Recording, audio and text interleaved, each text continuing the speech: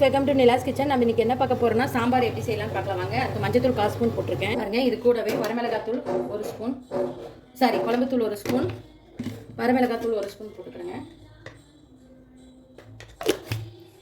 நான் ஒரு 3 தக்காளி போட்டுக்கிறேன்.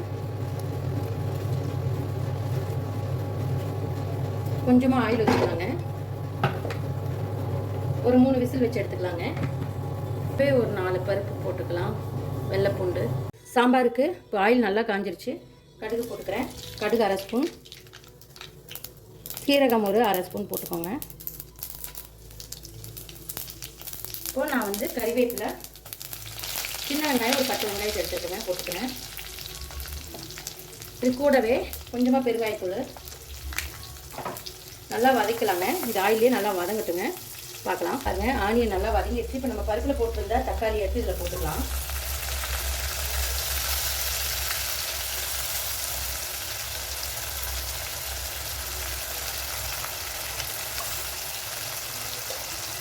இதையும் போட்டு நல்லா இதில் வதக்குவாங்க.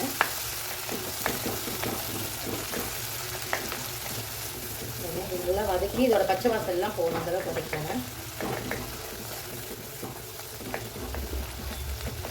பாருங்க, இதுலேயே கொஞ்சமாக மஞ்சத்தூள் ஆட் பண்ணிக்கலாங்க.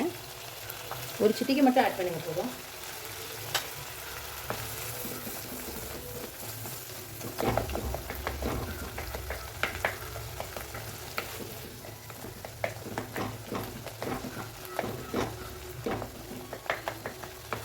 இது நல்லா வதக்குவாங்க.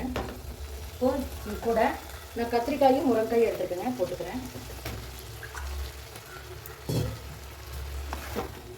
நமக்கு கத்திரிக்காயும் முருங்கைக்காயும் நல்லா வதங்கணுங்க. அதுக்கப்புறம் தான் நம்ம பருப்பு ஊற்றணும், உப்பும் போடணும். எடுத்துனே உப்பு போட்டிங்கன்னா காய் சீக்கிரம் வேகாதுங்க. அதுக்காக இப்போ இந்த காய் வேகிறதுக்காக நான் பருப்பு தண்ணி எடுத்து ஊற்றிக்கிறேங்க. பாருங்கள்,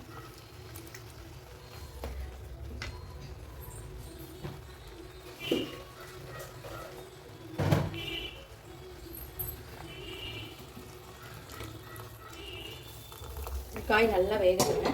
இப்போ க்ளோஸ் பண்ணி வச்சிடலாம், நல்லா வேகட்டும். பார்க்கலாம். காயெல்லாம் வெந்துருச்சு. இப்போ நம்ம எடுத்து வச்சுட்டு பருப்பு ஊற்றிக்கலாங்க. நான் சும்மா 1/2 டம்ளர் தான் செஞ்சேங்க, ஒரு 4 பேர் சாப்பிட்ற மாதிரி. இப்போது இதை நல்லா மிக்ஸ் பண்ணிவிட்டு நான் புளி ஒரு சின்ன நெல்லிக்காய் சைஸ் அளவு புளி மட்டும் எடுத்துக்கேங்க. ரொம்ப நிறையா ஊற்ற வேணாம், ரொம்ப கம்மியாக 1/2 நெல்லிக்காய் சைஸ் அளவு ஊற்றுறா போதும். இல்லை ரொம்ப புளிக்கும் சாம்பார் ஒரு மாதிரிங்க. மிக்ஸ் பண்ணிவிட்டு தேவையான அளவு உப்பு போட்டுக்கலாங்க. நான் கல் உப்பு ஆட் பண்ணிக்கிறேன். அங்கே சாம்பார் நல்லா போச்சிருச்சு. இப்போ கருவேப்பிலை கொத்தமல்லியை போட்டுக்கலாம். ஆஃப் பண்ணிடலாம்.